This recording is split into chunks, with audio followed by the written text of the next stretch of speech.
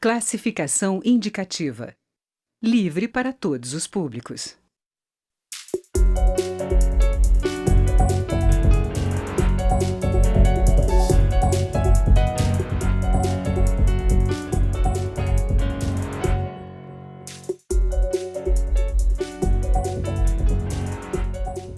Olá! O governo do presidente Temer não tem tido sossego, desde seu início há pouco mais de um ano. Depois de perder alguns de seus principais colaboradores, o próprio presidente agora é alvo de denúncias da Procuradoria-Geral da República. A crise política atinge o Congresso, que tem tido dificuldade em avançar com a pauta de votações. O Câmara Debate, da Rádio da TV Câmara, vai discutir saídas para a crise política com os deputados Jaime Martins, do PSD de Minas Gerais, e Carlos Marum, do PMDB do Mato Grosso do Sul. Deputado Carlos Marum, qual a saída que o senhor vê nesse momento, depois do presidente Temer ter sido denunciado pela PGR? A saída está na lei, a saída está na Constituição.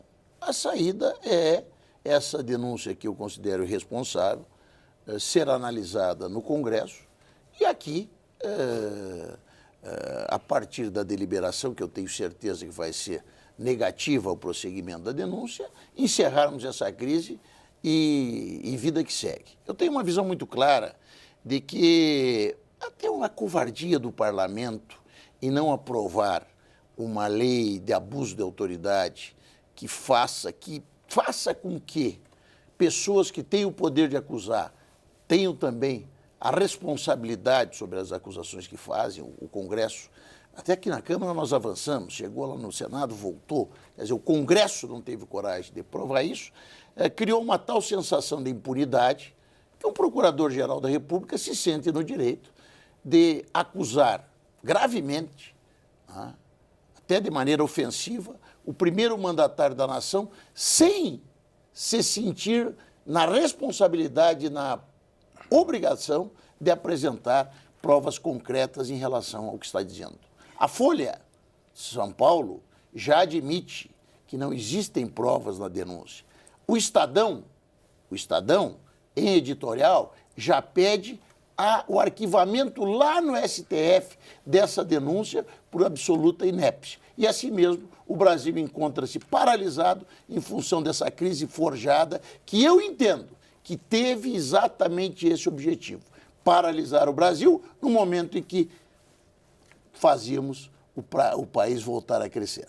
Deputado Jaime Martins. Eu também acho que a saída está na lei.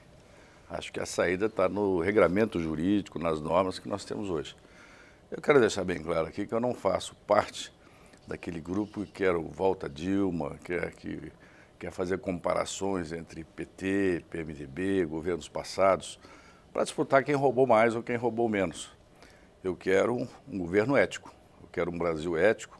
Faço parte de um grupo de parlamentares que hoje ainda é minoria no Congresso, mas que quer votar com as evidências, não é?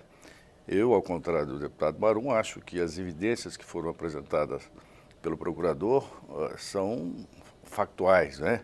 Mala de dinheiro, existem aí perícias da Polícia Federal, gravações muito graves, não é? Que precisam de ser avaliadas pelo Supremo, como tem sido, e pelo Parlamento. Acho que nós vamos achar a maneira correta. Temos um impeachment relativamente recente, que servirá como pano de fundo para essa nossa tarefa aqui, e vamos trazer esses fatos, vamos levar a votos. Acho hoje que o presidente ainda tem acima de 172 votos aqui na casa para assegurar esse processo. Mas acho que o tempo trabalha contra ele, até porque não se sabe como estará daqui a 30 dias. A verdade é que a situação piora a cada semana. São novas denúncias. Essa delação ela vem sendo feita a conta-gotas, né? E a cada semana surgem fatos novos. Não sei, o presidente Dilma também, no momento em que foi proposto o seu impeachment, ela tinha maioria aqui. E a maioria foi se dissolvendo, não é? Não creio que o presidente, o atual governo, tenha maioria para aprovar emendas constitucionais, para aprovar, talvez, aí algumas medidas provisórias, mas ainda assim contando com o número de votos, que não são votos especificamente pró-governo, mas são votos pró-Brasil. São parlamentares que estão aqui votando de acordo com o interesse da nação. Então, acho também, como deputado Marum, que a saída está na lei, no regramento, na Constituição, dos nossos regimentos aqui da Câmara e do Supremo, e isso vai levar ainda algumas semanas até chegar ao plenário da Casa. E, nesse momento, nós vamos ver se o conjunto de parlamentares, na sua maioria de 2/3, consegue os votos necessários para dar seguimento. Agora, existem diferenças fundamentais, né? Uma delas é que a presidente Dilma tinha na presidência da Câmara um parlamentar naquela época determinado a caçá-la, né? Que levou o regimento no limite para que pudesse alcançar o seu objetivo. Era o inimigo declarado, né? O presidente Eduardo Cunha versus Dilma Rousseff. Esse cenário não se repete hoje. Rodrigo é um aliado do Palácio, vai, ao contrário, levar o regimento no limite para não fazer constrangimentos desnecessários. Então, e outra coisa, o eventual sucessor, né, aquele da linha sucessória, que no caso da Dilma era o presidente Temer, e que articulou abertamente para que fosse feito o processo de cassação naquele momento, porque articulou com o PSDB, formou uma maioria para cassar, o Rodrigo também não age dessa forma, pelo menos não age à vista, não é? Dessa forma, e creio que ele não está ansioso para sentar à cadeira de presidente. Pois é, nessa questão da articulação da base partidária. Existem diversos partidos que hoje compõem a base de sustentação do governo Temer que têm apresentado rachaduras com relação a essa questão. Se, por um lado, eles apoiam o programa apresentado pelo presidente Temer, eles têm se dividido. É o caso do PSDB, que tem uma parte do PSDB que defende a saída da base do governo. O próprio deputado Jaime Martins, desculpe apresentá-lo como exemplo, deputado, é do PSD, que é um partido que apoia o presidente Temer. Enfim, o senhor acredita que é possível recompor essa base diante dessa questão do pedido de impeachment? Veja bem, não obstante a manutenção do respeito que tem por vários parlamentares e vários líderes PSDBistas, vários líderes tucanos, o PSDB é um caso patológico de murismo. É patologia, murismo, e não descobriram até agora nem a cura e só nem a vai descer vacina. do muro o dia que não tiver mais muro. Então talvez seja o caso aquela ideia de quebrar o termômetro para não ver que está com febre. É um caso patológico de murismo. Eu entendo que não pode servir de base. Obviamente, existem alguns companheiros do PSD que estão no governo, prestando um grande trabalho. O governo, obviamente, se interessa pela participação do PSDB no governo. Gostaríamos de ter um apoio realmente consistente do PSDB ao projeto de reformas. Eu vejo muito medo no PSDB, a aprovação. Vejo até uma grande confusão. Eu penso que esses que estão querendo sair do governo estão querendo sair do governo para não precisarem aprovar as reformas. Ou até para que as reformas não avancem. Porque falam que são favoráveis às reformas, e eu quero ver na hora de votar. Tem gente que vota em função da última mensagem que recebe pelo WhatsApp ou pelo Facebook. Não é o meu caso. Eu tenho uma posição muito clara e não entendo que a rachadura da base deve ser analisada pelo PSDB. Eu me preocupo mais em buscar uma unidade no PSD, no DEM, no PP, PR, partidos que podem efetivamente compor um conjunto em torno de um programa, onde nós saibamos quem é governo, tanto para manter o governo quanto para apoiar o programa do governo, e a partir daí nós avançarmos e vemos o que é possível fazer. O que não dá é para a gente ficar balizando o futuro em função da posição do PSDB, até porque das coisas mais difíceis da vida é saber qual a posição do PSDB. Deputado Jaime Martins, o senhor acredita que a ideia de uma união em torno desse projeto de governo, que hoje é apresentado pelo presidente Temer, pode dar sobrevivência ao governo? Olha, me assusta muito. Eu que convivi com o Michel Temer aqui na casa como parlamentar, nos presidiu e conseguiu presidir um partido tão difícil, de tanta complexidade como o PMDB, que é um partido de muitas divisões, né, muitos feudos internos. Ele conseguiu conduzir esse partido durante tanto tempo e agora quando ocupa a presidência, tem cometido uma série de equívocos, né? A começar da montagem da sua equipe. O presidente que começa montando uma equipe sem ter uma mulher, sem ter um negro, sem ter um mineiro, né? Até hoje não temos um mineiro lá e Minas se ressente disso. Então são erros muito óbvios para alguém que tenha experiência e vivência do presidente Michel Temer. Acho que ele continua cometendo erros, né?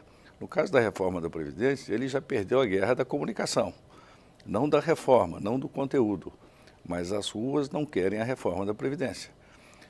Na verdade, a reforma da Previdência tem conteúdos importantíssimos para o país.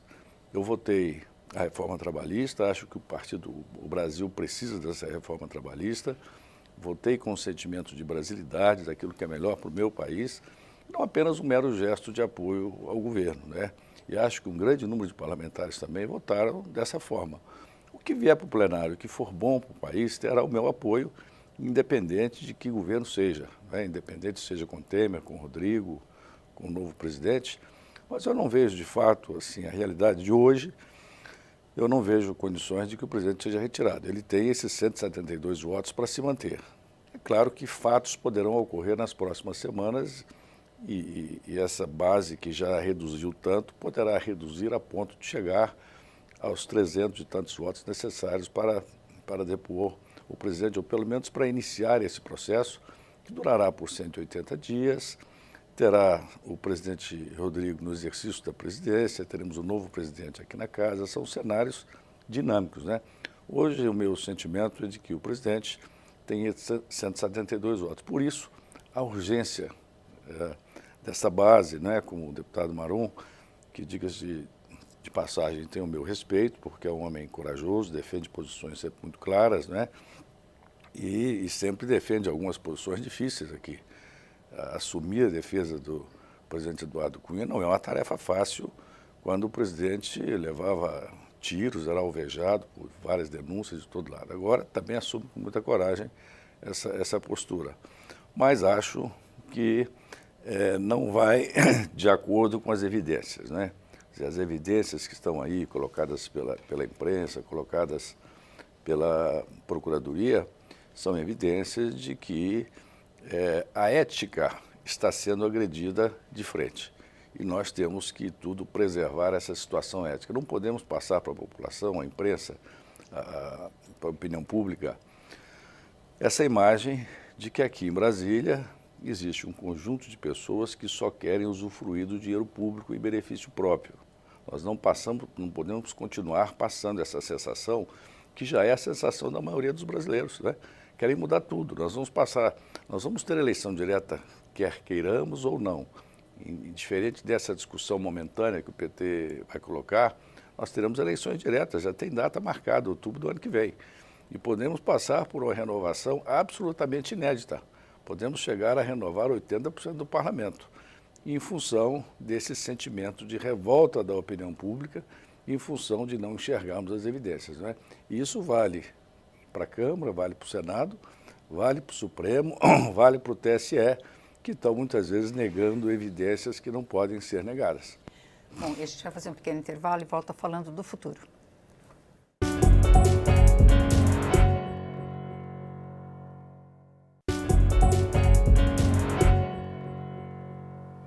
O Câmara Debate está de volta. Hoje nós estamos discutindo a crise política com os deputados Carlos Marum, do Mato Grosso do Sul, e Jaime Martins, do PSD de Minas Gerais. Deputado Carlos Marum, o Brasil inteiro sabe o quanto o senhor é firme nas suas posições, mas eu gostaria que o senhor fizesse uma projeção, imaginando um cenário das três alternativas possíveis. O ex-presidente Fernando Henrique Cardoso pediu um gesto de generosidade do presidente Temer, que ele renunciasse ao cargo. Existe a possibilidade do Congresso permitir a saída dele, permitir que ele seja processado. Qual a saída possível? O senhor acredita que deveria se seguir, nesse caso, o que prevê hoje a Constituição, uma eleição indireta pela Câmara dos Deputados? Aqui tramita uma PEC que prevê uma eleição direta. Qual o senhor acha que seria um cenário melhor para o Brasil? Eu vou lhe colocar, eu preciso fazer só duas preliminares, né? Primeiro, o deputado até gentilmente lembrou a defesa que fiz aqui do Eduardo Cunha. O Brasil E se nós lembrarmos do início do programa, O deputado mesmo admitiu que o Eduardo Cunha foi peça fundamental e imprescindível no impeachment da presidente Dilma. Na verdade, eu não sou um corajoso, eu sou uma pessoa que tem um rumo, tem um foco. Aí, quando eu cheguei aqui, eu fiz um entendimento, estabeleci um entendimento, que deveria sair a Dilma, deveria assumir o Temer, e o Temer deveria fazer um governo reformador, que fizéssemos no governo Temer as reformas que o Brasil necessita para que em 2018 o presidente que vier assumir pudesse fazer o país realmente avançar. Todas as minhas atitudes são nesse sentido aqui. Não tem uma atitude que eu tenha tomado da casa que não esteja dentro desta tríade, inclusive a defesa do presidente para que, em 17 de abril, ele, talvez chegando ao limite do regimento, como bem colocou o eminente colega, pudesse promover a saída daquela tropa do poder. Segundo lugar, eu fiz aqui uma manifestação desairosa em relação ao PSDB. Daí pensei, mas como é que eu falo do PSDB sem falar do meu PMDB? E o meu PMDB também vive crises de identidade intensas. O fato de nós termos como líder do partido no Senado, o senador Renan Calheiros, é uma coisa que nos envergonha, até nos enoja.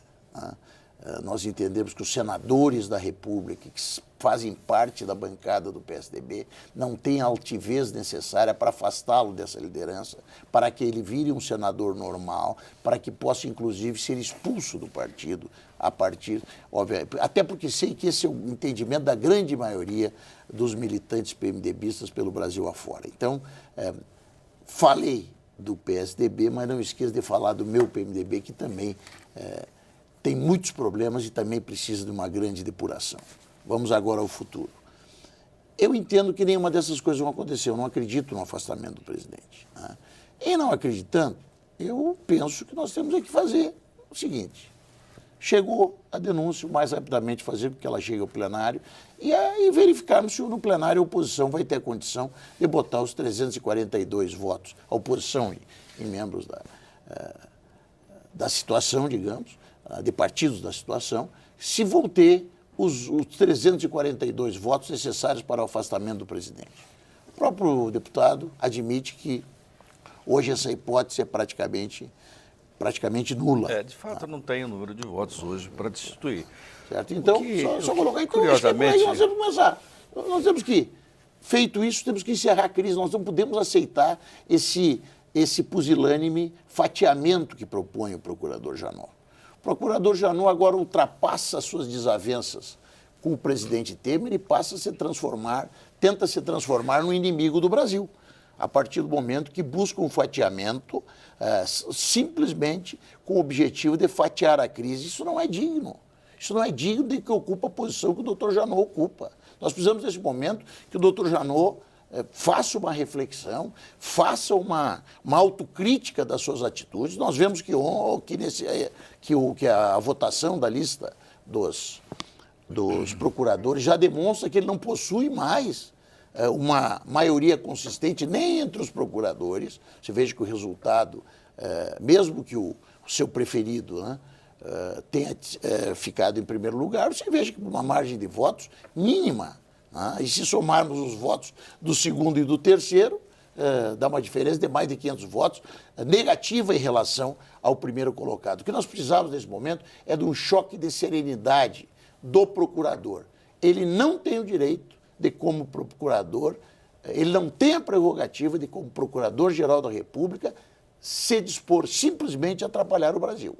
Chega a denúncia, vamos avaliá-la. Se a Câmara entender que ela deve prosseguir, que prossiga, o presidente se afasta. Se a Câmara entender que ela não deve prosseguir, nós vamos tentar compor uma base suficiente para fazermos as coisas avançarem até 2018, quando, por eleição direta, o Brasil decida quem deve conduzir os rumos do país. Deputado Jaime Martins, qual a saída que o senhor acha? Olha, eu acho que as próximas semanas novos fatos poderão mudar o rumo das coisas como nós estamos enxergando hoje. De fato, o nosso sentimento no plenário é que ainda não existe essa maioria tamanha de 2/3 para que o processo contra o presidente Temer avance. Mas acho que fatos novos surgem a cada dia, né? Existe claramente em andamento uma série de ações no sentido de coibir a Operação Lava Jato, de enterrá-la de vez, né? O primeiro passo foi dado com Alexandre de Moraes do Supremo. Um segundo passo será dado agora brevemente com a escolha de Raquel Lodge para a nova procuradora, substituindo a linha de ação de Janot.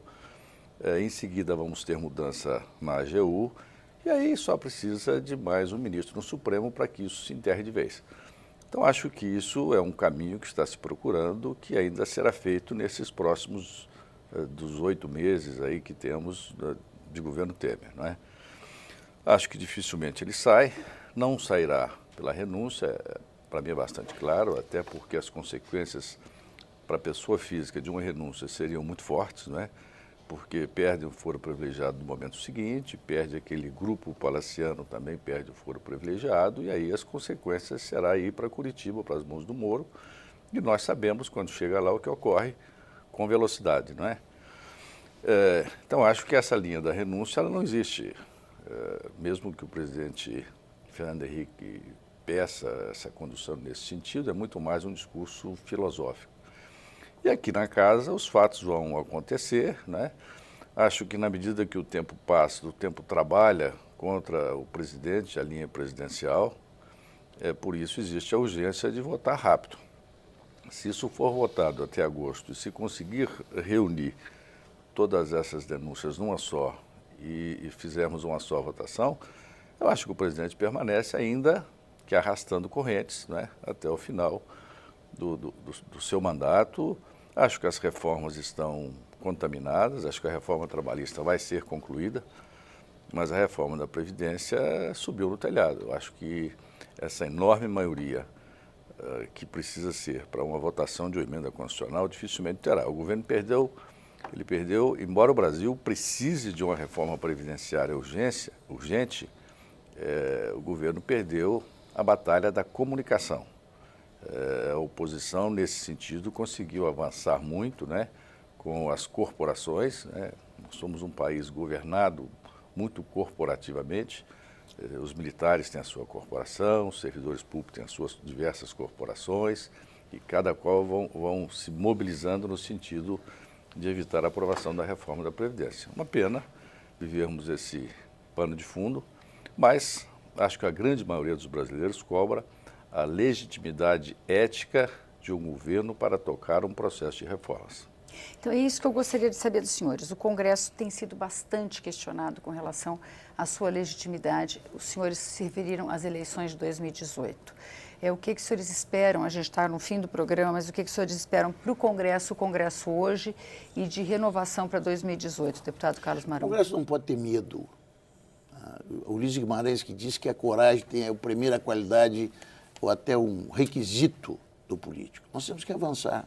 Nós temos que avançar na CPI da JBS e descobrir o que tem, se tem, por trás desse escandaloso acordo de colaboração premiadíssima que foi celebrado. Nesse ponto, conta com o meu apoio integral. Acho que precisamos investigar esses acordos todos. É que já tem gente dizendo que a CPI da JBS é contra a Lava Jato. Aqui você discordar de qualquer posição de um juiz é ser contra a Lava Jato. A Lava Jato é um poder supremo. A Lava Jato tem que provar as coisas que diz. Nós vimos esses dias, vimos há pouco, o constrangimento que é o Vacari ter chegado ao Tribunal de Recursos de Porto Alegre, que é um recurso, é um TRF4, que é um tribunal duro, chegar lá com 15 anos de condenação e ser absolvido. Uma condenação do juiz Moro de 15 anos e resultou na absolvição. Por quê? Porque não existiam mais provas além da delação de outros. Quer dizer, o Ministério Público, com todo o respeito, está começando a ficar paquidérmico.